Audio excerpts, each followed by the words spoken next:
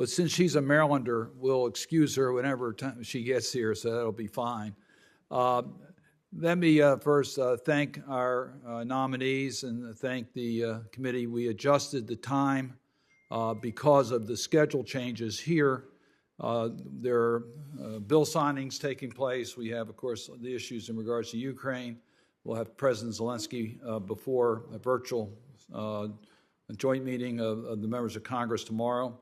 So it's a crowded agenda. So first, let me thank our nominees for their willingness to be flexible on time, and the members of the committee. I particularly want to thank Senator Hagerty. He'll be here shortly for his cooperation in adjusting the calendar. The Republicans did have a lunch today, so he may be a few minutes late getting here, but he said it was perfectly okay for us to start the hearing in order to give maximum time for our witnesses, our nominees, and the questioning by members of the committee. I want to thank all four of our nominees for these positions. These are extremely well-qualified individuals who have devoted themselves to diplomacy, a career in public service, and have served our nation, and are willing now to take on responsibilities in critically important positions at any time, but particularly now, the challenges that we have in our country. I also want to extend my thanks to your families, because we know that public service is a family sacrifice, and we thank them very much for their willingness to allow your service for our country. I'm going to give short introductions to our four nominees, and then we'll hear from you, and we will have questions by members of the committee. First on our list is Bernadette Meehan, who is nominated to be the ambassador of the United States to the Republic of Chile. She currently serves as Executive Vice President of Global Programs at the Obama Foundation, where she served previously as Chief International Officer and Executive Director of International Programs. Prior to that, she was a career Foreign Service officer and worked in multiple positions in National Security Council, including as a senior advisor, as a special assistant to the President and National Security Council spokesperson, and earlier as Director for Strategic Communications. She also served as Special Assistant to the Secretary of State, Hillary Clinton, and served overseas in UAE, Iraq, and Colombia, and has served with bravery in some of our most dangerous situations. Dr. John Nkengasong is currently has been nominated to be the Ambassador at Large of the United States government activities to combat HIV/AIDS globally. He is currently the Director of African Center for Disease Control and Prevention in Ethiopia. Prior to that, he was the Acting Deputy Director of the Center for Global Health at the U.S. Centers for Disease Control and Prevention. Before that, the Chief of International Laboratory Branch Division of Global HIV/AIDS and Tuberculosis at CDC. He also served as the Associate Director for Laboratory Science in the Division for Global AIDS, HIV, and Tuberculosis at the Center for Global Health and co-chair of PEPFAR's Laboratory Technical Working Group. Dr. Monde Muyangwa has been nominated to be the Assistant Administrator of the U.S. Agency for International Development, and she is from Maryland, as I've indicated before. We will give her a little bit of a preference as a result of that, and then we know that she'll be with us shortly. She's in the building and on her way up to the... She is the Director of African Programs at the Woodrow Wilson Center. Prior to joining the Wilson Center, she served as the Academic Dean of the African Center for Strategic Studies at the National Defense University, where she also served as Professor of Civil Military Relations. She also worked as Director of Research and then Vice President for Research and Policy at the National Summit on Africa. Prior to that, she worked as Director of International Education Programs at New Mexico Highlands University. And then lastly, we have Rebecca Gonzalez, who's been nominated to be the Senior Foreign Service Class of Minister Counselor to be Director of the Office of Foreign Missions. She is currently serving as the U.S. Ambassador to the Kingdom of Lesotho. Previously, she served as the Chief of Staff in the Bureau of Administration at the Department of State. She has also served as the Deputy Executive Director of the Bureau of Near Eastern Affairs, as Deputy Manager Counselor at the U.S. Embassies in Pretoria, South Africa, Management Officer at the U.S. Embassy in Botswana, a Special Assistant in the Office of the Undersecretary of Management of the Department of State. Other assignments for Ambassador Gonzalez include service in the Bureau of Near Eastern Affairs and the U.S. Embassies in Saudi Arabia, India, Colombia, and Greece. Wow. Let me just tell you something. We have 4 very impressive individuals who have served our country with great distinction, and we are really honored to have you before us and your willingness to continue to serve our nation. So we thank you for that. As I've indicated earlier, when Senator Hagerty gets here, we will allow him to give his opening comments, but we'll start with Ms. Meehan. Your full testimony will be made part of our record, and you may proceed as you wish. Please try to keep your comments to no more than 5 minutes. Chairman Cardin, Ranking Member Hagerty, and distinguished members of the committee, I am deeply honored to appear before you today as the President's nominee to be the U.S. Ambassador to the Republic of Chile. I am grateful to President Biden and Secretary Blinken for the confidence that they have placed in me.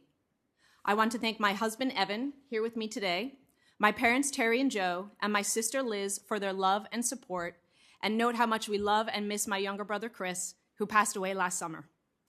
I'd also like to express my love for my daughter, Millie, who at 3 years old is the light of my life and reminds me every day how rewarding and challenging it is to be a working mom.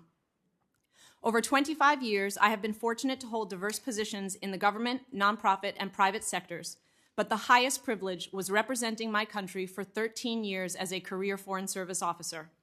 It would be the honor of my life to return to the service of the American people as a U.S. diplomat. If confirmed, I look forward to working closely with the Congress to advance the interests of the United States in Chile. While serving in Colombia on my first tour as a Foreign Service officer, I was abducted and assaulted by armed assailants. During my year in Iraq, I witnessed every day the dangers facing Americans: diplomats, military, NGO staff, journalists, and civilians. I am proud to volunteer with a nonprofit organization that supports families of Americans taken hostage or wrongfully detained abroad, and the former hostages and detainees when they return home. These experiences ingrained in me the solemn responsibility the U.S. government has, and if confirmed, the safety of American citizens will be my highest priority. I first visited Chile in 1992 when I was a 16-year-old high school exchange student in Argentina. On school break, I joined my host family on a bus trip across Patagonia and Magallanes to Punta Arenas, Chile. In the 30 years since, Chile has undergone enormous changes. The United States' relationship with Chile is one of the strongest, most diverse, and most beneficial in the Western Hemisphere. From trade and investment to cooperation in science, technology, and defense, to promoting good governance and human rights throughout the region. For over 30 years, Chile has been a champion of democracy and free and fair trade, and a like-minded partner with robust economic, academic, and cultural ties. Chile is also a leader in calling out human rights abuses and undemocratic practices in Cuba, Venezuela, and Nicaragua. If confirmed, I will build on our shared values to continue this important and productive partnership with a focus on 3 areas. First, supporting Chile's vibrant democracy at a pivotal moment in Chile's history, with free and fair elections last year that set a powerful example for the region and the world, and a constitutional assembly that is channeling grievances into a peaceful and democratic reform process. If confirmed, I look forward to working with President Boric and his administration and offering U.S. support to the Chilean government and civil society organizations as they seek to deliver greater economic opportunity and social equality to the Chilean people. Second, promoting economic opportunity and trade that will benefit all Americans and Chileans. Our free trade agreement has nearly quadrupled bilateral trades in goods, propelling job creation and economic growth in both countries. The United States is Chile's #1 source of foreign direct investment, with $23 billion in FDI, and the Department of Commerce reports that U.S. exports to Chile support an estimated 87,000 American jobs. I believe Chile's commendable tradition of openness, combined with a responsible investment screening mechanism that considers national security interests, would maintain the security of Chile's critical infrastructure and sensitive technologies, as well as Chile's attractiveness to foreign investors. To protect and expand U.S. business opportunities, if confirmed, I will advocate for a continued business climate in Chile that is based on respect for free trade, democracy, and democratic good governance. Third, bolstering our already strong collaboration in science, technology, and innovation, including on priorities such as investing in renewable energy and combating the climate crisis, as well as space, health, and emerging technologies. U.S. investment in scientific infrastructure in Chile exceeds $1 billion. Chile is a leader on oceans and climate issues and in deploying clean energy such as solar, wind, and hydrogen. Chile is also a world leader in vaccinating its people against COVID-19. The United States values our partnerships with Chile in these areas, and if confirmed, I will work to expand them. Thank you for the opportunity to appear before you today, and I look forward to your questions. Well, thank you very much for your testimony. We'll now hear from Dr. Nkengasong.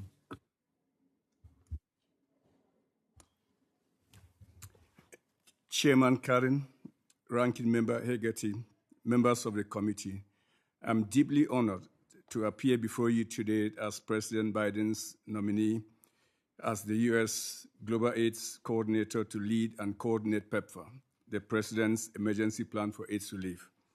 I'm immensely grateful to President Biden and Secretary Blinken for entrusting me at a critical time as we face the fight against a dual pandemic, HIV/AIDS and COVID-19. I want to thank my lovely wife, Susan, and our three wonderful children, Pete, Gladys, and Paul, for their patience and support all the years as I have pursued a career in global health. If confirmed, I would assume leadership of an unprecedented initiative with a long history of strong bipartisan congressional leadership and a proven track record of life-saving work. Since 2003, when Congress and President Bush created PEPFAR, it has saved more than 21 million lives and prevented millions of HIV infections, including in children. PEPFAR has been strengthened over the last 19 years through continued American generosity and a conviction to finish the fight against HIV/AIDS. Despite COVID-19, PEPFAR has proven remarkably resilient in protecting and advancing HIV gains, as well as creating the backbone to fight other health threats, including COVID-19. I know this to be true as I've lived it and seen firsthand the positive impact it has had on people around the world.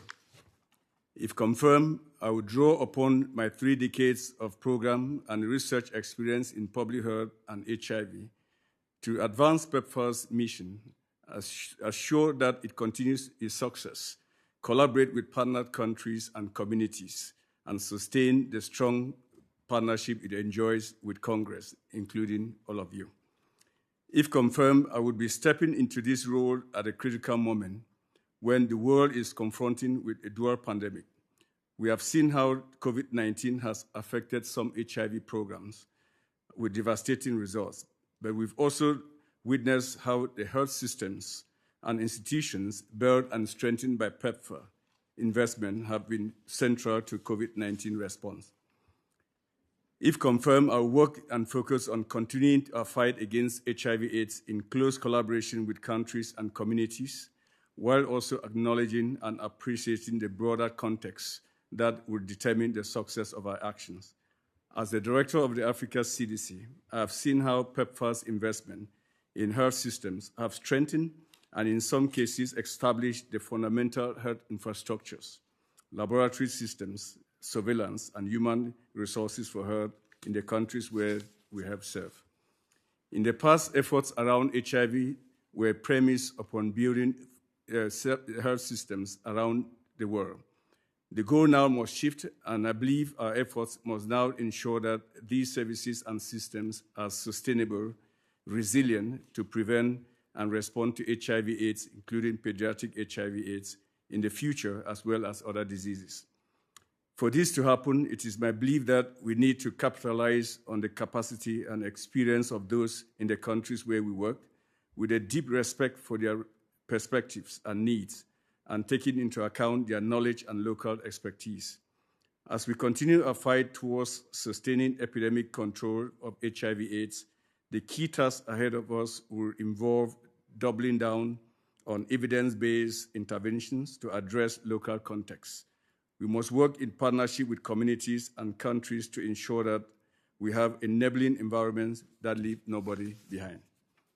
For health systems to be sustainable and keep infectious diseases in check, we must act collectively to support the capabilities of local leaders and regional institutions and work in respectful partnership and accountability with them. I'm humbled and privileged to appear before you today, and I look forward to answering your questions. Thank you very much for your comments. We'll now go to Senator Hagerty for his opening comments. Of course, Senator Hagerty is a former ambassador to Japan, so he knows how you all feel on that side of the room. Thank you, Senator Cardin, and I must say it was a real privilege to be on that side when you were sitting here. You were very kind to me through that process, and I appreciate it. And I would also say to all of you, I hope you'll reach out to us here on the Senate Foreign Relations Committee should you be confirmed and view us as your allies and supporters. And really, I'd like to thank all of you and your families. I know what it takes from a family perspective to do the jobs that you're taking on. So a big thanks goes out to them as well. I'd like to start with the nominee to be the U.S. Ambassador to Chile. The United States and Chile share a long history of friendship and cooperation, and I look forward to hearing from the nominee about how we can strengthen the U.S. partnership with Chile while also countering China's malign influence in the country and, frankly, throughout Latin America.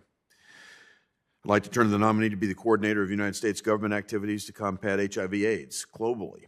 This position will spearhead the effort to curb HIV/AIDS, and the United States needs a strong ambassador who will work tirelessly to maintain this commitment in combating the HIV/AIDS pandemic. I look forward to hearing from the nominee on this subject. Next, I'd like to turn to the nomination for USAID's Assistant Administrator for Africa. This position serves an important role in continuing progress made under the Trump administration's Prosper Africa initiative to provide an alternative to China's increased investment in debt diplomacy on the African continent through its One Belt, One Road strategy. At a time when our strategic adversaries are attempting to rewrite international rules and norms, it will be critical for USAID to advance investments and values that represent the free world. And last but certainly not least, I'd like to focus on the nomination to the Director of the Office of Foreign Missions. This position has the important task of establishing the foundation of diplomacy by facilitating the secure and efficient operations of U.S. missions abroad and of foreign missions and international organizations here in the United States. To all four nominees again, I want to thank you and your families for serving our nation and for answering the questions before the committee today. I look forward to your testimony. Thank you, Mr. Chairman. Thank you, Senator Hagerty.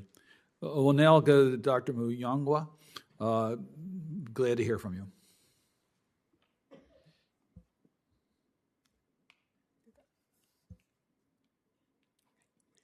Chairman Cardin, Ranking Member Hagerty, and members of the committee, I am honored to appear before you as President Biden's nominee for Assistant Administrator for Africa at the United States Agency for International Development. I am grateful for President Biden and Administrator Power's trust in me to serve in this position. I would not be sitting before you today without the love, support, and sacrifice of my family in the United States and Zambia. I owe them a huge debt of gratitude. I would especially like to thank my husband, our family anchor, and my biggest supporter, David Kalustian, our daughter Inonge, who is here with me today, my mother, Monde Muyangwa, and my siblings, extended family, and network of friends and colleagues. I would also like to acknowledge two role models for their unwavering support and belief in me. My late father, Wombale Muyangwa, and my late uncle, Wasmas Kuchimuka. As a girl growing up in Zambia, I experienced USAID's work firsthand. To deter Zambia's support for the region's liberation and independence movement, the apartheid and minority regimes in South Africa and Rhodesia blockaded or destroyed landlocked Zambia's transport infrastructure, disrupting the economy and causing severe food shortages. Still, USAID found a way of getting critical food supplies to the population. I vividly remember the day trucks pulled into my boarding school to deliver bags of maize meal emblazoned with the USAID logo. In addition, being from a region hit hard by HIV/AIDS, I have lost family members to the disease.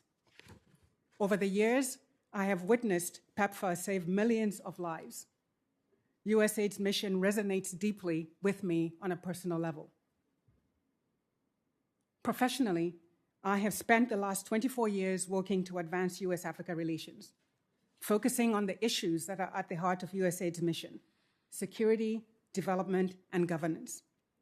I spent 3 years at the National Summit on Africa, engaging Americans across the country about why Africa matters to the United States and developing policy recommendations for stronger US-Africa relations. I then spent 13 years at the Africa Center for Strategic Studies at the Department of Defense, building African capacities and partnerships to prevent and address conflict, violent extremism, and fragility, and enhance good governance and the rule of law. For the last 8 years at the Woodrow Wilson International Center for Scholars, I have led the organization's work analyzing and developing policy options for addressing key issues in US-Africa relations in the economic, governance, and security realms. If confirmed, I vow to bring this substantive leadership experience and long-term commitment to working in a bipartisan manner to bear on the USAID mission on the Africa Bureau's work. Today, USAID's mission is more important than ever. The COVID-19 pandemic has overwhelmed fragile health systems, caused tremendous loss of life, erased several years of development gains, and thrown millions of Africans into poverty. Insecurity, violent extremism, and conflict in several countries have killed thousands and displaced millions more, resulting in humanitarian crises that are compounded by climate change. Furthermore, the continent is witnessing a rapidly evolving democracy landscape and the increased role of international actors, especially China and Russia. While the narrative about Africa is too often dominated by its challenges, the Africa that I know is also characterized by resilience, transformation, and promise, as partially evidenced by African innovations to mitigate the impacts of the pandemic, expanding tech hubs, and people fighting to safeguard democracy. These and other developments have reinforced my belief that Africa's people, particularly its youth, are the continent's greatest resource. Therefore, if confirmed, I commit to working with you to engage with Africa's challenges and opportunities and balance the agency's life-saving work with investments in development. Specifically, I would focus on 4 priorities. First, solidify and expand our economic engagement to recover the gains lost to the COVID pandemic and humanitarian crises, and foster investments to help put the continent back on an upward development trajectory. Second, address the key factors that hinder development, including climate change, democratic backsliding, and fragility. Third, consolidate, develop, and expand strategic partnerships with Africans and other countries, with the private sector and civil society in order to amplify the pace and impact of desired development outcomes. Fourth, and the overarching goal, lead and manage the Africa Bureau's people, programs, and financial resources in a way that both supports the well-being and security of staff and ensures that the resources entrusted to us by the American people are managed effectively, efficiently, and with accountability. I have long appreciated the bipartisan support for Africa in Congress, and if confirmed, I look forward to working with you and others in Congress to continue to strengthen US-Africa relations. Thank you for your consideration. Well, thank you very much for your comments. We'll now go to Ambassador Gonzalez.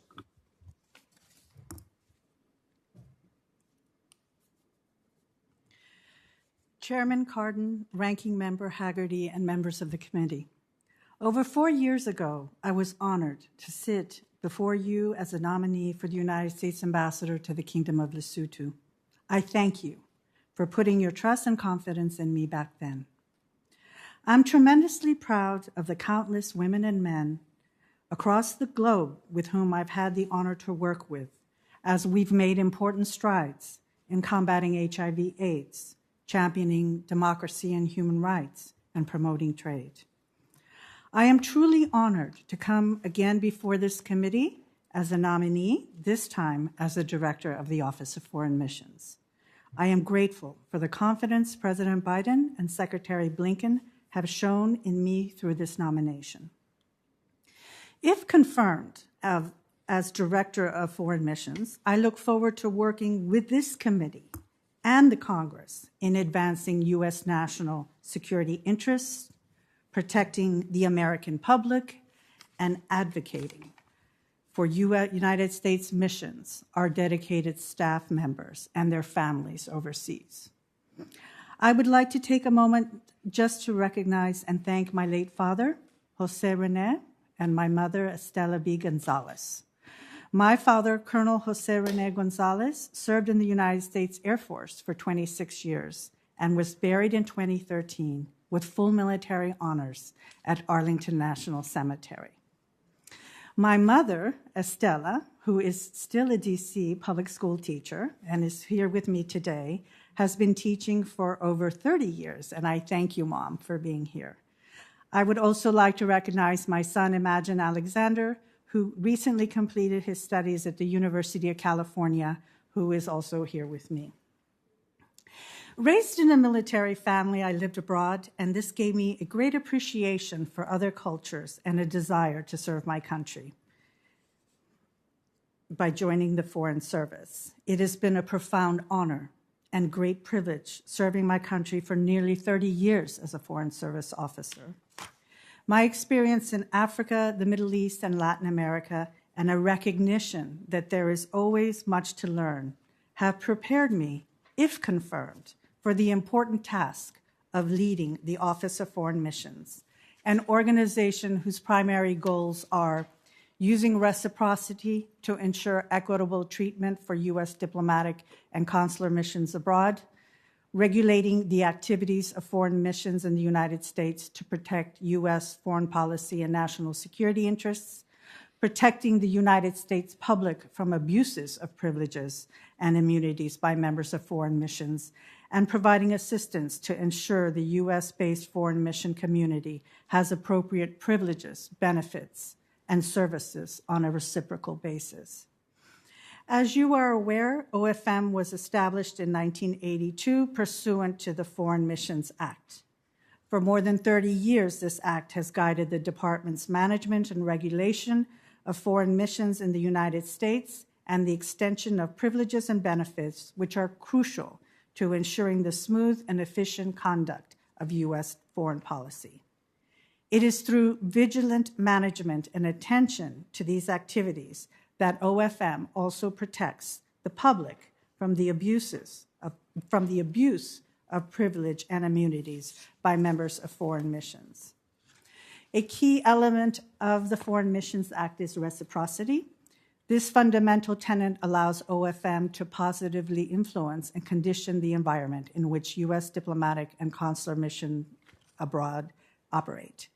Reciprocity plays an integral role in advancing our national interests, the efficient conduct of diplomacy, and the safety and well-being of our staff and their family members abroad.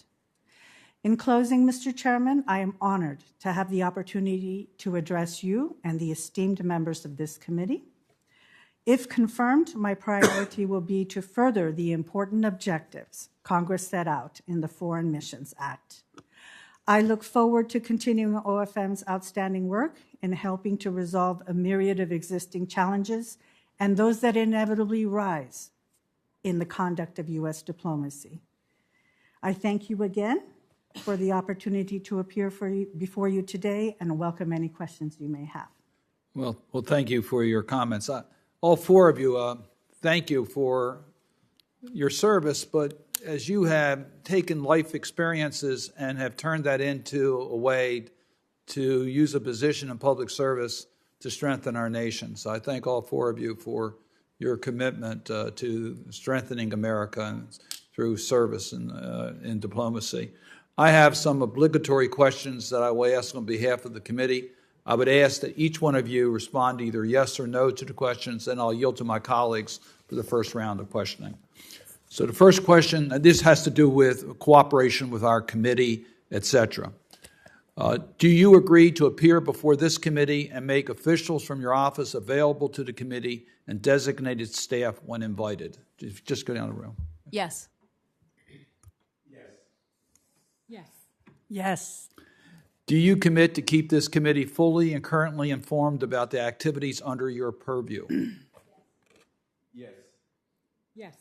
Yes. Do you commit to engaging in meaningful consultation with policies are being developed, not just providing notification after the fact?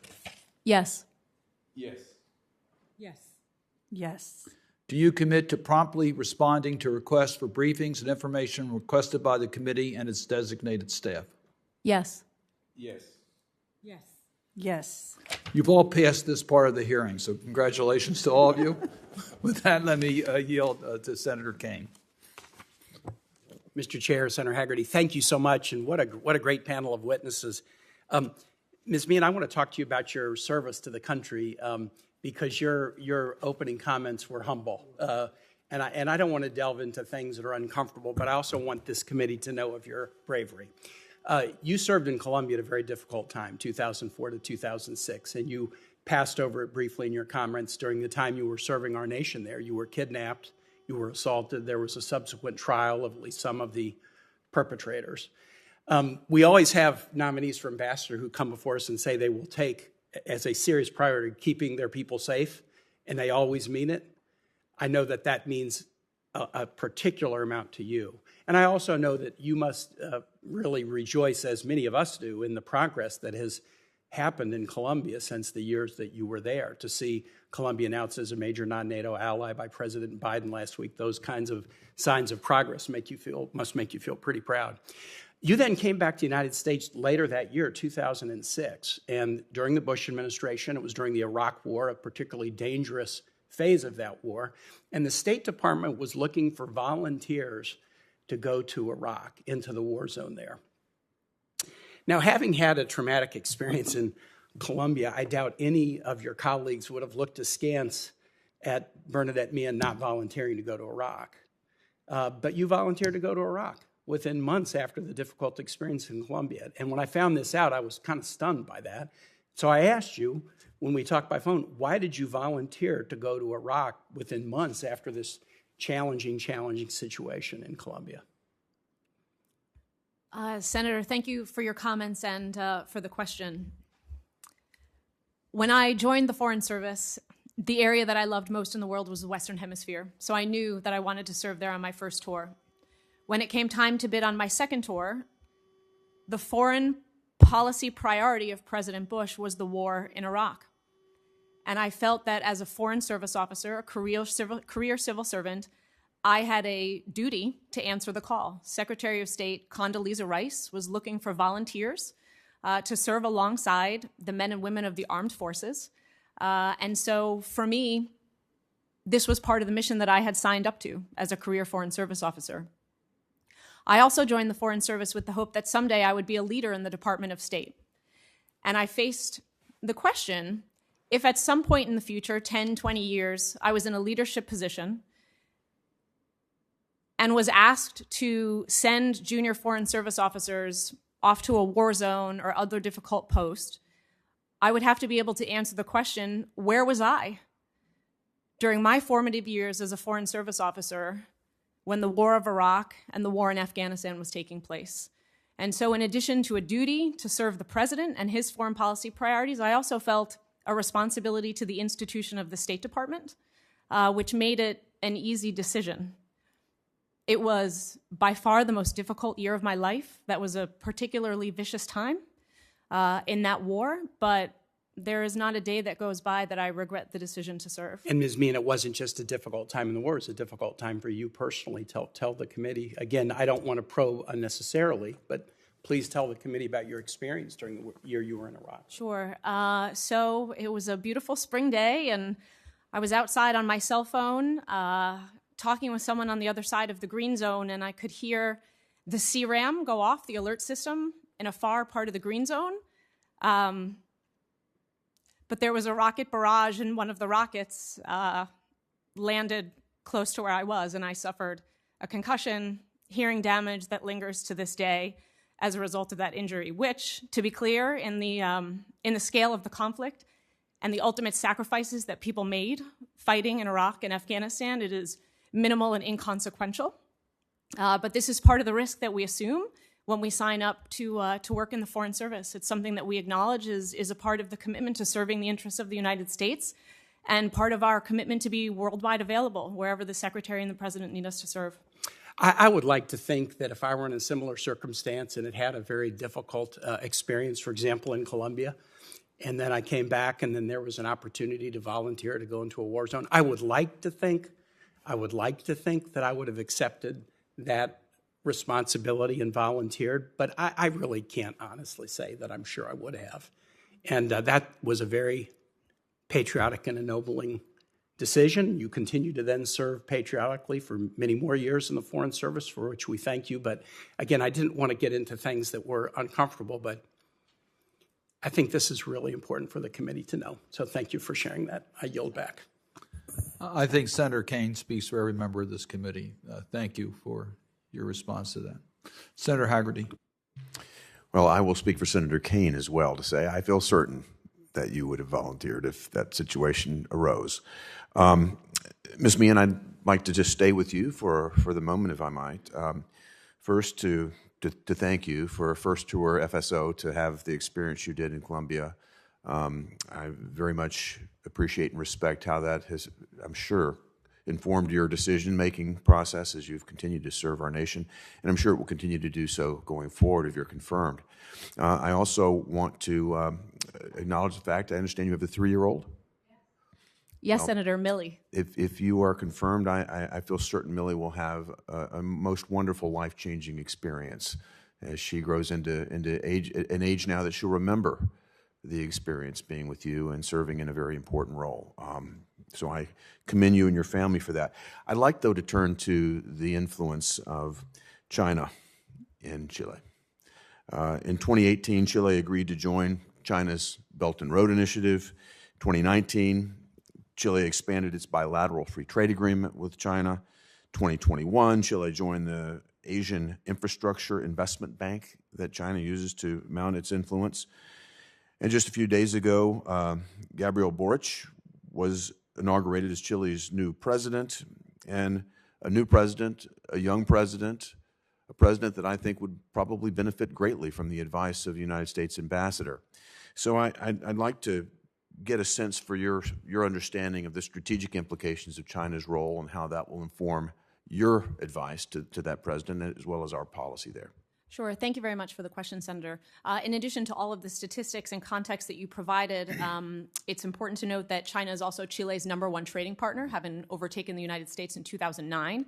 And on the soft power side, China has announced plans to open Sinovac manufacturing and distribution centers in Chile, and also runs a network of 21 Confucius Institutes in the country. And in comparison, the U.S. runs 14 American spaces in Chile. I think about approaching this issue with vigilance in a number of ways. The first is, as you note, there's a new administration. I think it's important to emphasize the importance of Chile maintaining a business climate that is based on respect for free trade, transparency, and democratic good governance. I think we need to use our position to emphasize the advantages of engaging and doing business with U.S. companies. And I think part of that is contrasting it with the impact that you get between PRC firms and U.S. firms in areas that are shared values for the U.S. and Chile: environmental impact, labor rights impact, debt, sovereignty, telecom and data privacy and security. I would also underscore that investments that may seem convenient and inexpensive at the outset can be extremely costly if they compromise national security. And this would be engaging with untrusted vendors, as an example. Well, I think China's role in their telecommunications infrastructure is a concern that you and I both share. I would just encourage you that if you are confirmed, that you would undertake a very direct and engaged position with the business community, with the Chamber of Commerce, the American Chamber of Commerce there. Do everything you can to convene American enterprises. We are their largest foreign direct investor. That's correct. Regardless of the fact that we've allowed China to take pole position in terms of trade. There's opportunity there, and I think an ambassador with the right mindset can make a real difference. And the deeper our economic ties, the stronger our security ties will be. So I would encourage you to do that, and would be happy to work with you in that regard if I could be helpful in any way. Next, I'd like to turn to Dr. Nkengasong. And I understand that you worked on public health issues for many years, particularly in Africa. And as a result of China's irresponsible and dangerous mismanagement of COVID-19, the entire world is still suffering from the consequences of this global pandemic. As the director of the African Centers for Disease Control and Prevention, I imagine you've had a view on China's role with respect to COVID-19. And I'd like to get your sense of what China's role was with respect to the outbreak of COVID-19. Thank you, Senator. I have served as the director of the Africa Centers for Disease Control and Prevention, which is a specialized technical agency of the African Union, for 5 years. And I was there as a secondman from the U.S. government to the African Union, which they deeply appreciate that. I think, let me start first of all with the recognition that the leadership role that the U.S. has played in supporting Africa in this COVID fight has been extraordinary, especially with the direct support provided to the Africa CDC. The data that has been analyzed throughout the continent has been data analyzed with the support of the partnership with the U.S. government. Large-scale studies have been conducted thanks to the efforts and direct technical assistance from the U.S. government. The U.S. government is the largest provider of vaccines across Africa as we speak now. And thanks to that leadership, the continent, and I can speak, reflect on the mode within the African Union is thanks to the support from the United States. Now, we have to continue to work with WHO, the World Health Organization, and all our allies to make sure that we understand the origins of COVID-19, the virus that caused this pandemic. And we can only do that through cooperation and support for a strengthened WHO so that it can enable us to get into the depth of this. If we did not know that, it would be very difficult for us to prepare for the next pandemic and even so to get rid of this current pandemic. Well, I'm surprised that you'd look to the WHO, given their role and their influence, the malign influence that China has had at the WHO, but with reform, perhaps that is the correct answer. But thank you very much for your service. Mr. Chairman, I'm beyond my time here. Senator Schatz. Thank you, Mr. Chairman and Ranking Member. Thank you to all of the nominees for your continued public service. First question for Dr. Muyangwa. How do you think about climate adaptation, climate impacts? I'm not asking you about policy questions as it relates to energy generation, fuel, anything like that, but to the extent that USAID has a role in dealing with extreme weather events, drought, and all the suffering that goes along with that, is USAID downstream from all of that and just sort of servicing those problems, or does it have a role in sort of thinking through some strategies a little bit upstream and a little bit more looking where the ball is going to be as opposed to just responding to circumstances?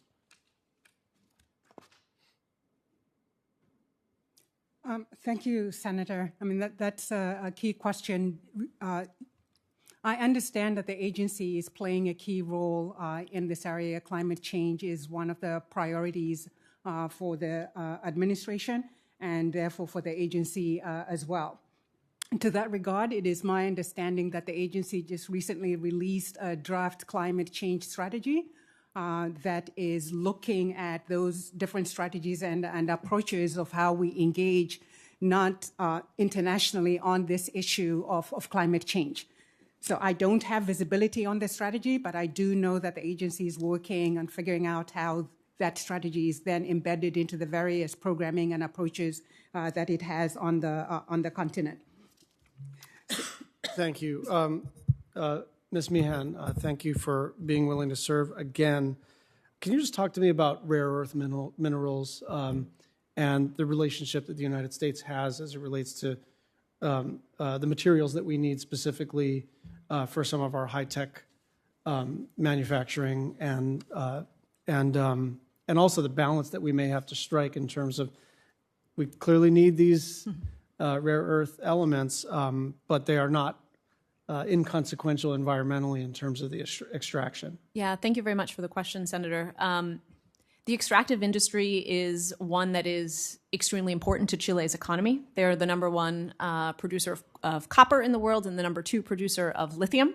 As you point out, lithium is sort of the conundrum in that it is necessary to develop batteries and some of the other things we need for clean energy, but it is an extractive. So I think one of the ways that the United States can continue to partner with Chile in this area is on promoting sustainable development of critical minerals.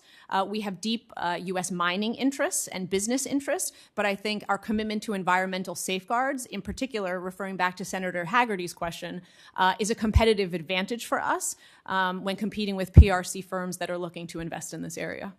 Okay, that's a smart answer. Let me just ask you another broader question. Where are the additional opportunities for climate partnership? Sure. Chile has been a leader and is to be commended, I think, on clean energy, environment, and climate action. They use fisheries. And fisheries, yes. Marine protection, ocean protection, fisheries down around Antarctica as well. So we have a strong foundation for collaboration already, and I think there's always opportunities to do more. They have an ambitious hydrogen program to use hydrogen as a way to reduce emissions from industry. They are a leader in clean energy, solar, wind, which all obviously have positive impacts for the environment and are ripe for continued collaboration with the United States.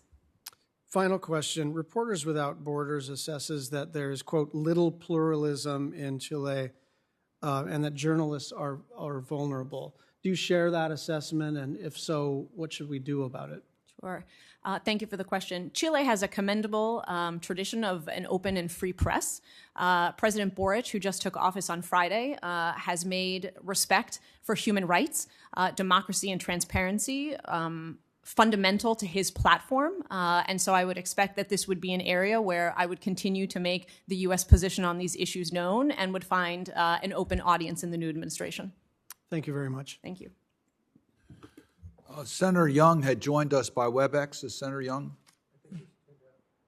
I understand that he is not available right now. Senator Van Hollen, are you ready? Yeah. Thank you, Mr. Chairman. Thank you all for your testimony and service. Congratulations on your nominations. Dr. Muyangwa, it's good to see a fellow Marylander here. And I chair the subcommittee on Africa and global health of the Senate Foreign Relations Committee. So I'm especially interested in your vision of what role AID can play in Prosper Africa and other initiatives. Could you just take a moment and talk about how you envision USAID's new trade and investment program and how that fits into Prosper Africa and any sort of changes in direction or vision from the previous administration, if you were confirmed? Thank you, Senator. I think one of the things that I have witnessed over the years of working in this space is how the United States government has expanded our economic engagement infrastructure with the continent from one administration to the next.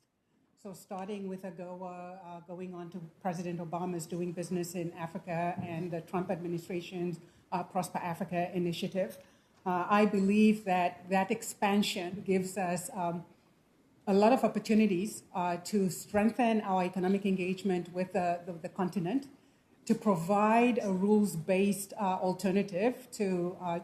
Oops. Your mic wasn't on, sorry. All right, to provide a rules-based economic model that would counter what the PRC has to offer to the continent. So I think there are plenty of opportunities there for the agency to deepen that economic engagement. And so that's a key piece of that. I also see the work that Power Africa is doing on the African continent, because I see Prosper Africa and Power Africa working together to push and expand and deepen that economic engagement. So the fact that Power Africa has now brought first-time electricity users to 127 million since its inception, I think that has implications for development, that has implications for our engagement with the African continent. And so those are things that I would look to expand and build on. If confirmed, the fact that Prosper Africa has now done, I believe it's 800 deals worth $50 billion in about 45 African countries. And so if we continue to grow on that, we really have the opportunity to strengthen U.S.-Africa economic engagement and counter the People's Republic of China at the same time. I appreciate that. And, we had a hearing, our first hearing in the subcommittee on Africa, really focused on these issues of economic opportunity for Africa with its young population, but also opportunities, of course, for American, businesses working with African businesses. And one of the suggestions that came out of that hearing, and I'm just interested in your opinion, I don't have a particular view on this, but is that we really need to focus more on a sectoral strategy in order to be effective. In other words, instead of simply saying we want to engage across the board on all commercial relations, should we be more strategic about it in terms of focusing on certain sectors with respect to our trade and investment strategy? Sure. No, thank you very much for that question. I believe the agency is looking at some of those sectors already. I understand, for instance, that the agency, together with the DFC, have a project that they're working on to enhance American investors' participation in West Africa's rapidly growing housing sector.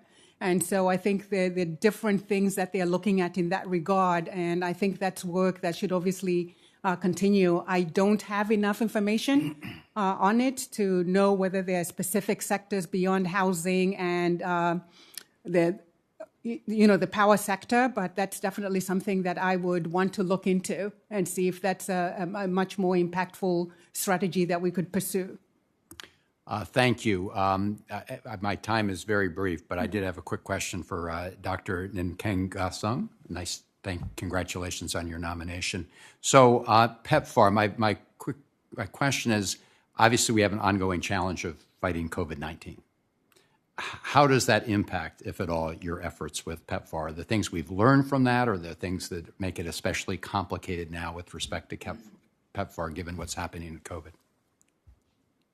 Thank you, Senator. And I'm afraid, for the good of my colleagues, if you keep it like 30 seconds, because I know others have questions. And absolutely. I think PEPFAR, Senator, has created a tremendous public health infrastructure that has been used effectively thanks to your leadership to fighting HIV/AIDS in the world, but also provides a unique opportunity to fight other diseases, including COVID-19.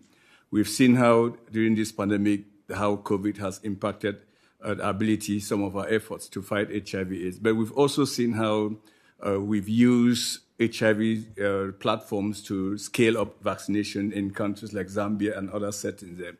So I believe it is really an opportune moment to harness that investment that we've put in place for the last 20 years to make it a more robust and efficient system in fighting HIV pandemic as well as other emerging diseases.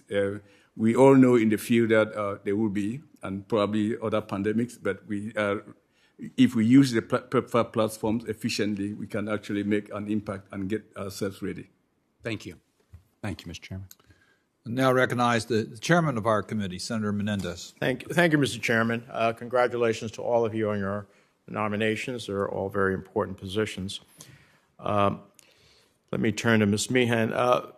President Boric has spoken out clearly on challenges to human rights and democracy in Latin America and the Caribbean, frankly stating that the repressive authoritarian regimes in Venezuela and Nicaragua have failed, his words, and there are permanent restrictions on freedoms in Cuba. These are important and welcome statements by President Boric and provide an opportunity for U.S. diplomacy on democracy and human rights in our hemisphere. If you're confirmed, how will you engage with President Boric on democracy and human rights in Cuba, Venezuela, Nicaragua, or other countries in the hemisphere? Mr. Chairman, thank you for the question and for the opportunity to appear before the committee today. This is an area where we have a shared interest with President Boric. As you noted, he has been strong in his defense of human rights in the region and around the world, including the Russian invasion, condemning the Russian invasion in Ukraine. I think we have a unique opportunity with him. He has made defense of human rights such a central piece of how he intends to govern Chile and be active in the region that I think it gives us an opportunity to approach him to be a new kind of leader on the left in the region. I am particularly heartened by the fact that he has pushed back against members of his own coalition who have disagreed with his statements condemning autocratic regimes in the region. And he has made a point of saying, I think in response to their criticisms, that he will continue to condemn human rights no matter the creed of those inflicting them upon their people. So this is an area where I would plan to be actively engaged, centering this concern and our engagement around a shared value that the United States and Chile have, and using it as an opportunity for him to make a firm statement. Well, I'm glad to hear that. Now, in that regard, you were on a podcast in 2018 in which you spoke about your role in shaping U.S. policy towards Cuba during the Obama administration, and you offered your personal views. Talking about Cuba, you said, quote, "In the broad sense, there's the sexiness of the history. There are assassination attempts, this swarthy guerrilla commander who overthrows Batista and takes over. Then there's the sultry mystery, the forbidden fruit, if you will. You get to know this place on a more intimate level, and it's a charming, wonderful, enchanting place." Close quote. In referring to your talks with the Cuban regime, you also said, quote, "If it takes sitting down at a table and really trying to understand the other perspective, even if you completely disagree with it, and being respectful and eating some pig and drinking some rum, and that allows you to say there should be space for internet and cuentapropistas, or at least a space to discuss it, then I would say that's progress," close quote. So, as you know, the Cuban regime has decades-long record of repressing, jailing, torturing, and killing its political opponents.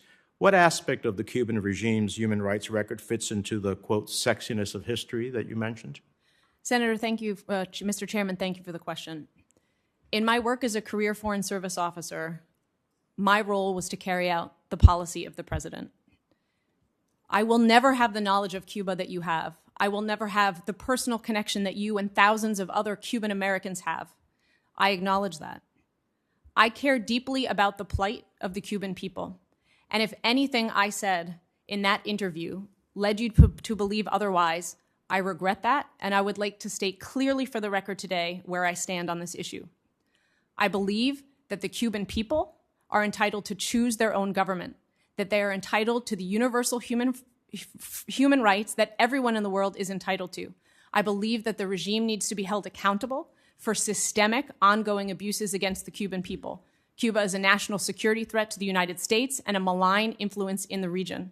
And if confirmed as ambassador to Chile, I will do everything in my power to advance U.S. policy to help the people of Cuba by partnering with the government of Chile, and I would welcome, if confirmed, the opportunity to consult with you on how we might encourage President Boric to take a more active role. So then, since the historic protests of July of last year, where the Diaz-Canel regime jailed and sentenced hundreds of Cubans, including minors, to lengthy prison terms just for protesting peacefully, I assume that that wasn't part of your assessment of what makes Cuba a, quote, charming, wonderful, enchanting place.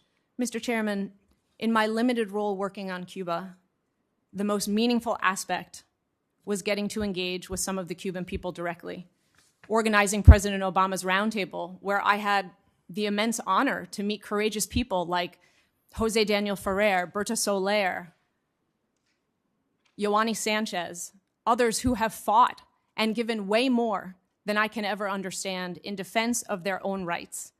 That is what was most meaningful to me about my engagement. And again, if any statements I have made took away from the focus that should be on the suffering of the Cuban people and the atrocities of the regime, then I regret that. And I commit to you that if I am confirmed for this position, I will do everything I can to fight to advance U.S. policy for the people of Cuba. I raised these questions this morning. The full committee had a hearing on authoritarianism throughout the world and democratic backsliding, and what do we do about that?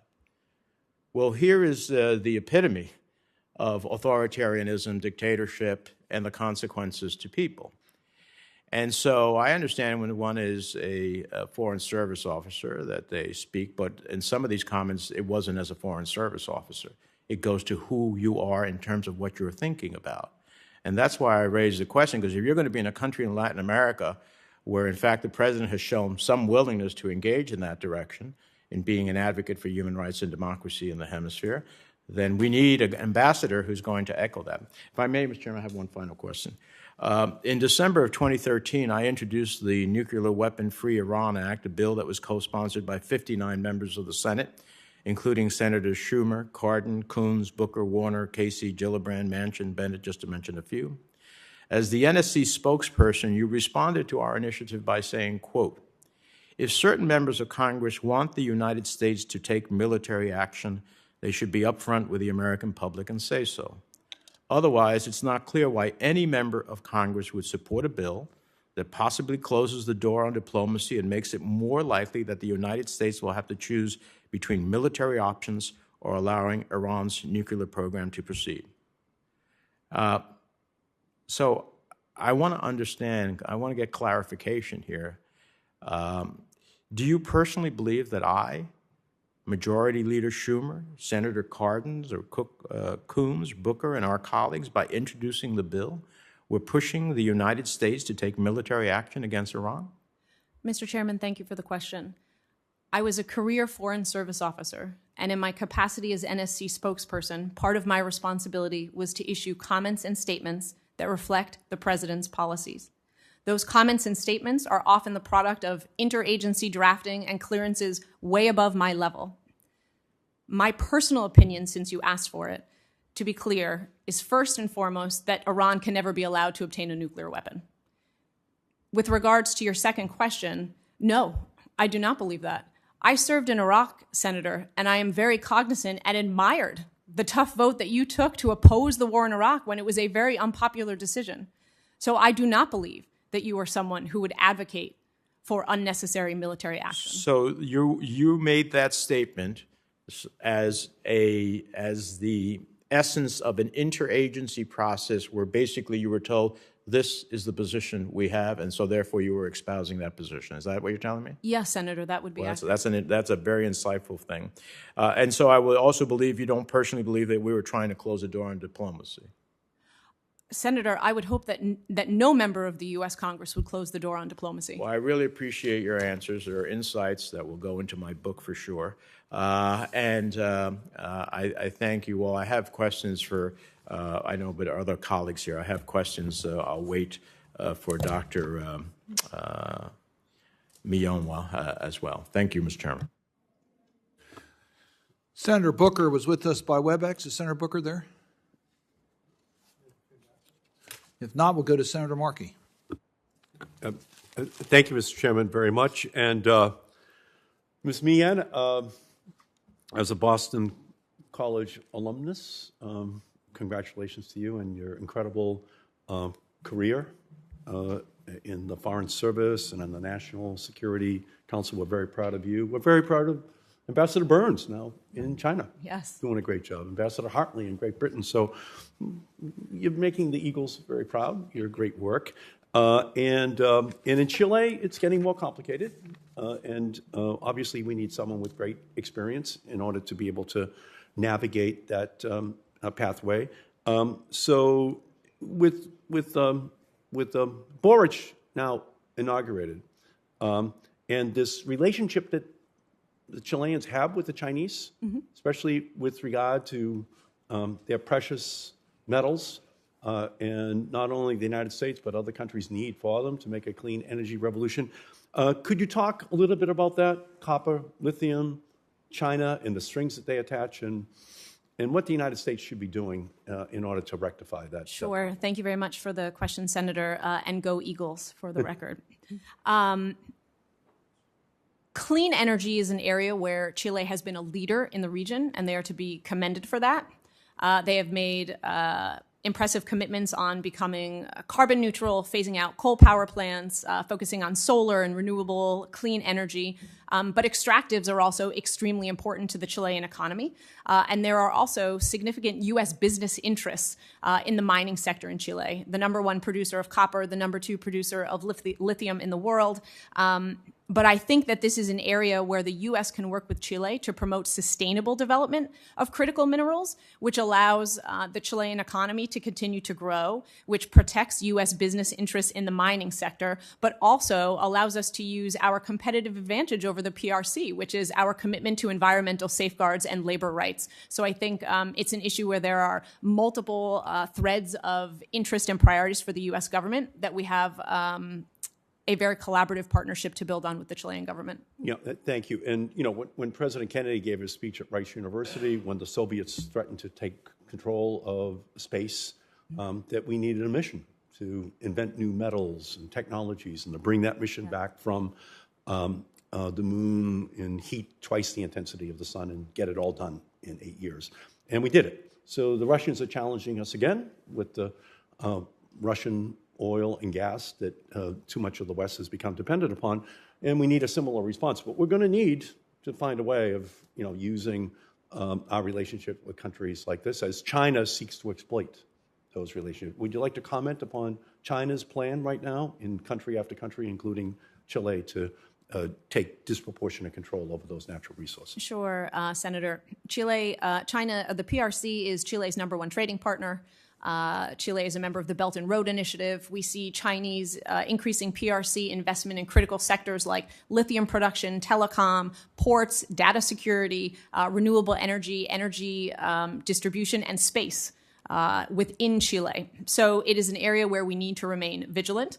I think highlighting the advantages of doing business with the United States, our commitment to environmental safeguards, labor rights, the protection that is needed when dealing with data privacy and sovereignty issues shows a clear advantage for the United States over the PRC. I also think it would be worthwhile, and if confirmed, I would like to share the experience of the United States that we've had with CFIUS. This is a mechanism that has allowed us to identify critical sectors, identify threats to those sectors, and consider national security when making investment decisions. And I think that could be an experience that would be worth sharing with the Chilean government. Yeah, I thank you. And again, your wisdom, your experience, they're going to be critical. This is a turning point in world history that we're living through right now, and we have to learn the lessons and implement a plan. And Dr. Nkengasong, how will you work with countries where same-sex relations are criminalized to ensure that LGBTQI persons are not shut out of receiving life-saving health care through PEPFAR? Thank you, Senator, for that very important question. Our goal in PEPFAR, if confirmed, Senator, should continue to be focusing on ending the pandemic or epidemic by the year 2030. That means using science and data-driven approaches to follow where the virus is. I would say that, our mantra should be follow the virus, regardless of where it is, because a threat, the virus presence in any community or sub-community or individuals is a threat for all our efforts there. So I think, if confirmed, I would continue to advocate for the use of effective data-driven approaches, regardless of people's beliefs and practices, to fight the pandemic, and work with countries that have policies in place that are adverse to this, and shed light on where the issues are, where they should focus on fighting the virus, knowing that it is a threat for all of us, and it can undermine the 20 years of investment that we've all put in place there. So I think, Senator, if confirmed, that is what I would do, with effective partnership with countries as much as possible to advocate for the rights of people. And I thank you. And I thank you, Mr. Chairman. I just want to say that, without taking up any additional time, that conversion therapy is now increasingly a practice in countries around the world. And I just want to make sure that you're going to work to ensure that no PEPFAR implementer discriminates against LGBTQI persons through such conversion theory.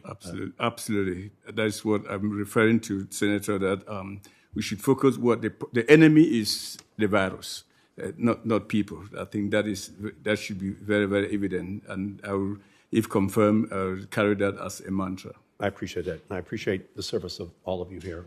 Thank you so much. Thank you, Mr. Chairman. Thank you, Senator Markey. We'll have a second round of questions now. I'll begin with Senator Menendez and then Senator Hagerty. Thank you, Mr. Chairman. In the last 18 months, coups have occurred in Mali, Chad, Sudan, Guinea, and Burkina Faso, and attempted coups in Niger, prompting alarm among policymakers about democratic backsliding in Africa. Dr. Muyangwa, what is in your view, what accounts for the backsliding, and how would you assess the effectiveness of USAID's democracy and governance programs in Africa? Thank you, Senator. Sean? Yes. Okay. Thank you, Senator. Like you, I and many other people who work in this space are very concerned about the trend for democratic backsliding that we have seen across the globe, including Africa. At the same time, even as the democratic backsliding is occurring on the continent, what you're also seeing is a very high demand from ordinary Africans for democracy.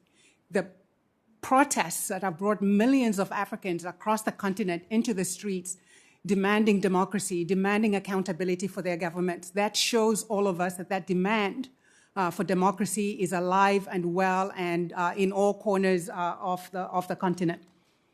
So I believe that the agency, USAID, is doing some good work in terms of trying to support and make sure that we can arrest this democratic backsliding. The investment that the agency is putting in terms of strengthening democratic institutions, opening up the space for political participation, trying to work with some countries on electoral reforms, trying to ensure that we have a media that can play its role addressing electoral violence. So the agency has these programs in many countries that are experiencing this democratic backsliding. Well, having said that... Yeah, I was just going to say, I'm glad to hear you say having said that, because my time is limited. Sure. So maybe this is where you're going to go next when you're saying having said that. Part of it is I want to understand from your view as someone who is nominated for this position, and it doesn't have to be nice if it's not nice, okay, the effectiveness of USAID's democracy and governance efforts in African countries. What adjustments would you make if you were confirmed? If I were confirmed, I think one of the things we would want to look at is really looking at the new ways that authoritarians and others are using to undermine democracy, make sure we understand what those ways are, and then looking at our toolbox to say, do we have the right tools in that toolbox to really go to the heart of these new ways of undermining democracy? And looking at our toolbox to say, how can we amplify and consolidate some of the good work that the agency is already doing. So I think it's that part of understanding the ways in which democracy is being undermined and looking at your toolbox. Can I get a commitment from you that you would engage with my staff on proposed changes to our democracy and governance programs in Africa to address this challenge? Absolutely. I can commit to continuing to consult with the committee and your staff on this issue. Okay. And finally, Senator Kane and I met with a series of members of the Ethiopian community last night, particularly Tigrayans.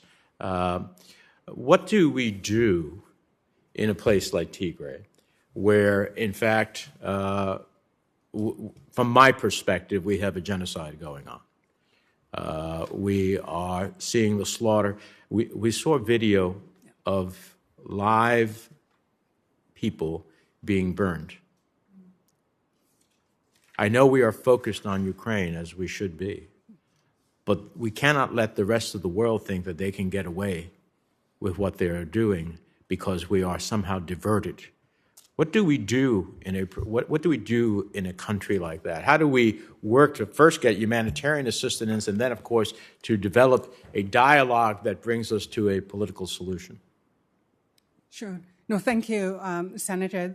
The situation in northern Ethiopia is a difficult one, and the images that you were talking about, I think we all saw those horrifying images this past weekend. It's a tough question. I believe that the U.S. government, including members of this committee, are hitting all of the pressure points that I can see from where I sit, urging the political leadership to find a political situation to the situation, pressing on justice and accountability on ensuring that the Ethiopian and Tigrayan government, the Ethiopian and Eritrean governments focus on justice and accountability to ensure that those who are committing these gross violations are held to account, ensuring that national and international investigations can occur unfettered. The U.S. government, including the agency, continue to press for unfettered humanitarian access. I think continuing on all of those fronts needs to move forward. And if I were confirmed, I would continue on those efforts on the humanitarian assistance in particular. Well, we look forward to your confirmation as well as that effort, and we need our government to double its efforts in this regard. I think if this was happening in some other part of the world, there'd be a UN outcry. It's happening in Africa, and so therefore it doesn't quite seem to have the same outcry. My conscience will not be blotted by not raising it and continuing to drive our own country to deal with it. Thank you very much. Thank you. Senator Hagerty and then Senator Coons. Thank you, Mr. Chairman. Dr. Muyangwa, I'd like to turn to you, if I might, and talk about the Prosper Africa initiative. I was very pleased to learn that in July of last year, this program that was launched back in 2019 is going to be extended. When the program was first enacted, it was promoting trade, commercial ties, and investment across Africa. It's all done with an aim to provide a more viable alternative to the malign influence that China and Russia both purvey there in Africa. And I'd like to ask you, how would USAID best leverage the private sector, the American private sector, which is a huge source of competitive advantage for us here? How would USAID leverage our private sector to better counter the malign influence of China and Russia in the region? No, thank you very much, Senator, for that question.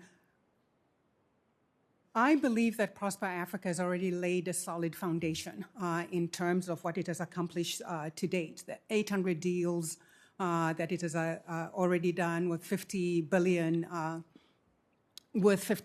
and I think building on that is going to be critical. I think there are a number of ways that can be leveraged.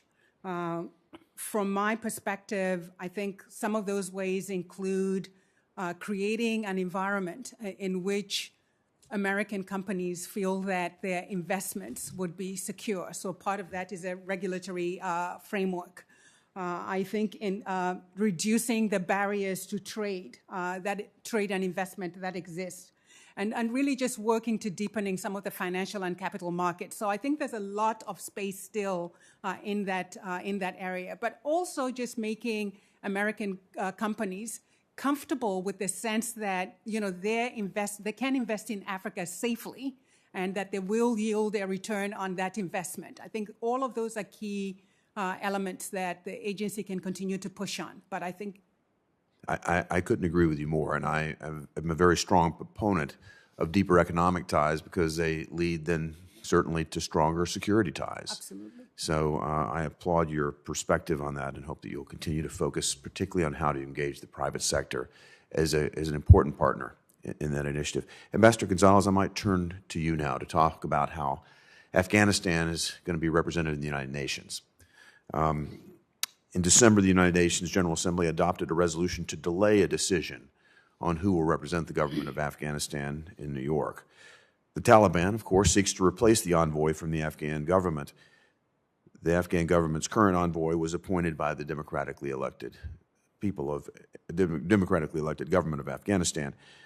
We don't know how long this decision will be deferred at the United Nations, but in your prospective role at OFM, what factors would influence the extent of the services, if any services, that you would provide to a Taliban-controlled Afghanistan mission to the United Nations in New York?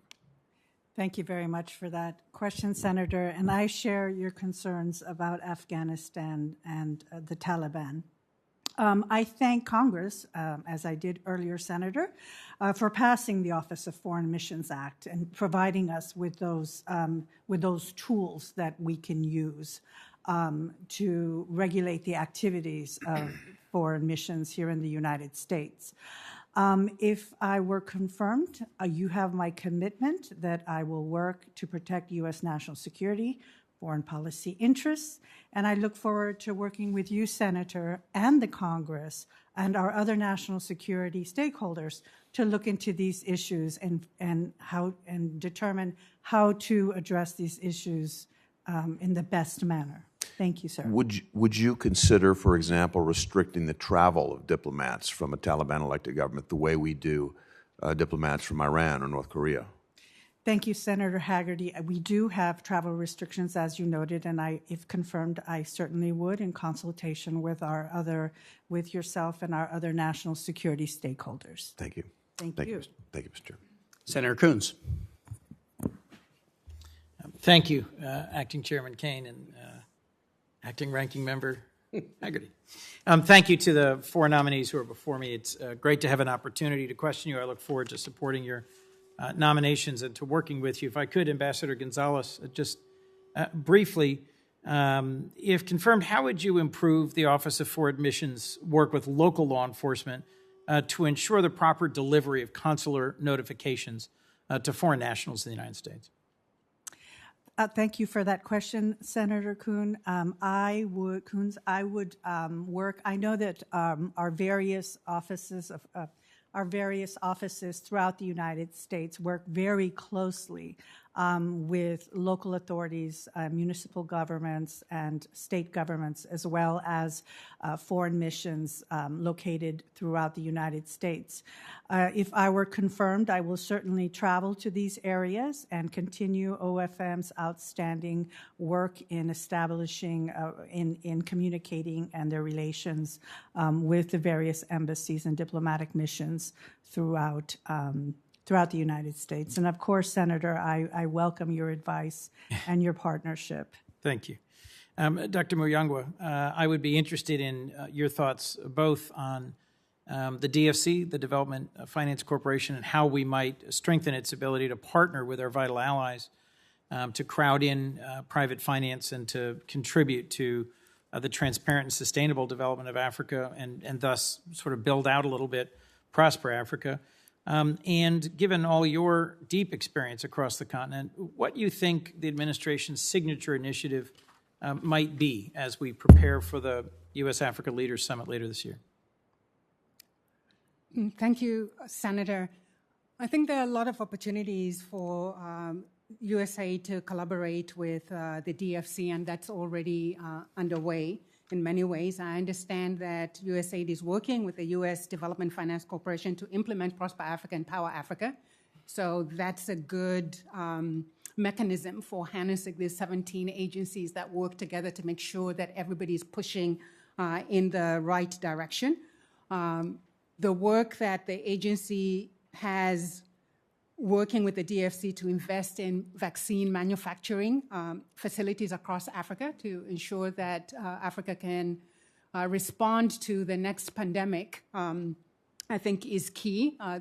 These two manufacturing facilities that they have in Africa and India, which will produce 2 billion COVID vaccines, mostly for the developing world.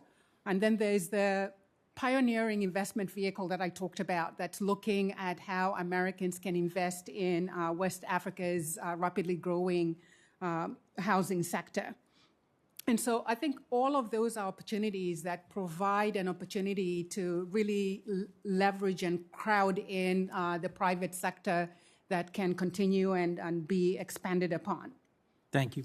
Dr. Nkengasong, thank you for your dedication to international public health. This is a particularly critical moment for us to remain vigilant and engaged around COVID-19, but to not forget that there continues to be public health challenges, such as ones you've long addressed, and that PEPFAR is a great example of a successful U.S.-led bipartisan approach to global public health. I'd be interested in your view. The Biden administration has agreed to host the next replenishment of the Global Fund to fight AIDS, tuberculosis, and malaria. Has COVID-19 negatively or positively impacted international efforts to combat some of the most deadly infectious diseases in the world, including HIV/AIDS? Thank you, Senator. It is obvious Senator, that in the last 2 years, the COVID-19 pandemic has been extremely disruptive and has really taken over the space and crowded the attention that other serious pandemics, i.e. HIV and other endemic diseases like malaria and tuberculosis used to have. And if confirmed, Senator, it would be my goal to make sure that we work with our partner countries to elevate and make sure that they understand that HIV/AIDS is still a serious threat, and a threat that if we do not pay enough attention to it, the gains that we've made over the last 20 years may significantly be disrupted.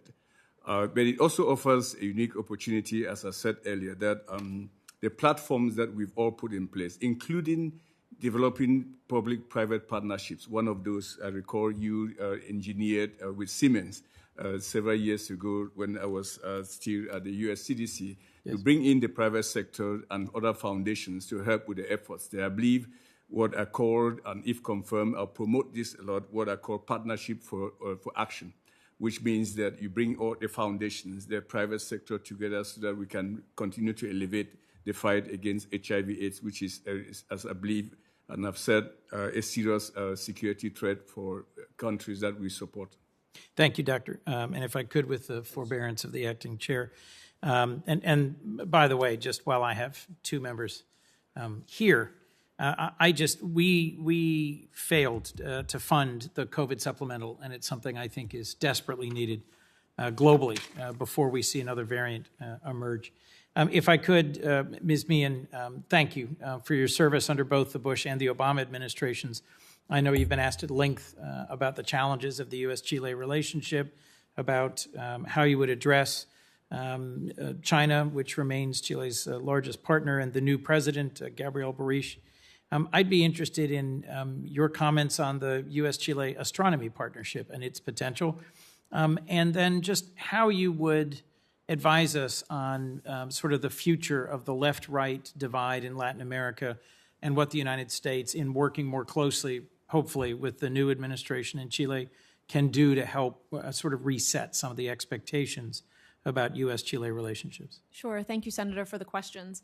Astronomy. So the United States has a bilateral science and technology agreement with Chile. Chile is a leader in this area. The Atacama Desert provides some of the richest environments for astronomy and research anywhere in the world.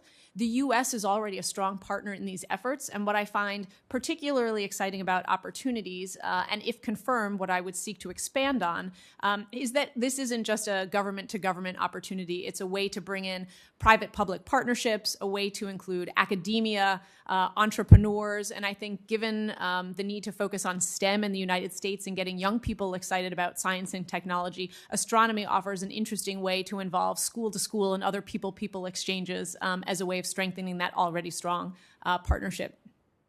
With your regards to your question about the left, you know, President Boric has been in office only for a few days, but we have already seen from him a strong defense of human rights. And what I have found particularly heartening is that he has made a point of saying that he will condemn violations of human rights, whatever the creed of the government violating them. He has spoken out strongly against autocratic tendencies in Nicaragua and Venezuela, and in defense of the Cuban people following the July 11th protests of last year. So I think this really represents an opportunity for the United States to say this is a shared goal, and he has an opportunity to define a new model for what being a leader on the left really means in Latin America these days. And if confirmed, I would very much look forward to engaging with President Boric and his administration on this important issue. Thank you, Ms. Meehan. Thank you very much, Mr. Chairman. Just a few last items. So, Ambassador Gonzalez, I just wanted to say the position at Office of Foreign Missions is very important in Virginia. Not only is such a high percentage of our State Department personnel living in Virginia, but a very high percentage of members of foreign missions posted to the Washington area live in Virginia. I'll never forget meeting President Duque of Columbia for the first time, and he said, "You know, I followed you since you were mayor of Richmond." And I said, "Why would you do that?" He goes, "Because I was living in Northern Virginia for many of the years when I was posted here, I think, to the World Bank before getting into electoral politics in Columbia." So the operation, the efficient operation of these missions matters a lot to Virginians, the health and safety of our Virginians who are deployed overseas but own houses in Virginia matter a lot. So your position is really important to my Commonwealth, and I just wanted to put that on the record. It's not just about things thousands of miles away. There's a home audience that really cares about the work of your office. Dr. Muyangwa, I just want to associate myself with comments made by Senator Menendez about just the tragedy in Ethiopia, and nobody has been more active on this than Senator Coons. He has done just yeoman's work to try to, leverage assets of the United States to bring relief to suffering in Tigray and elsewhere in Ethiopia, and find a path forward to negotiation and peace. Your opening statement was very vivid as you described your excitement and your recollection of seeing grain delivered in bags with the USAID label emblazoned on them. One of the significant challenges now in Ethiopia is difficulty of delivering humanitarian aid in the midst of a crushing famine. And so I would look forward to working with you should you be confirmed to make sure that we're really leaning forward on the humanitarian efforts there. And then finally, Ms. Meehan, I wanted to ask you one more question about Chile. I understand that before you were in foreign service, you had a first career in finance on Wall Street, and I actually think it was Senator Hagerty was asking you questions about U.S.-Chile trade relationship. We've been number one, China's number one, but we still have significant economic ties. How would that finance background be of assistance should you be confirmed? Sure. Thank you for the question, Senator Kane. As you noted, I started my career on Wall Street. And I think this is a particularly critical time for U.S. engagement with the government of Chile to defend U.S. business interests. Not only do we have a new administration where the president has made commitments to the Chilean people about expanding equality that will require some trade-offs with fiscal decisions, we also have a constitutional convention that is rewriting the entire Constitution from scratch. So I think it is a critical time for U.S. engagement. And if confirmed, this would be one of my highest priorities. I would routinely engage with the U.S. business community, with the AmCham, with members of Congress to understand what the priorities of the U.S. business community are and to understand what their concerns are. I would relay those concerns on a regular basis to the government of Chile. I would be a firm supporter and advocate for maintaining adherence to the free trade agreement as they undertake a lot of these legislative and regulatory reforms. And I would also encourage the government of Chile to engage directly with industry representatives as they are considering legislative and regulatory changes to understand directly from business what the impact will be on U.S. investment and, frankly, the broader investment climate. Because in order to deliver on the equality that he has promised for the Chilean people, President Boric will need to manage that with good fiscal policy because he can't achieve those goals without a robust economy to fund it. Thank you very much to all of the witnesses. Congratulations on your nominations. The record of this hearing will remain open until close of business 5 p.m. Friday, March 18, for colleagues that want to submit questions. I would encourage each of you, should questions be submitted to you, that you respond promptly. And with that, the hearing is adjourned.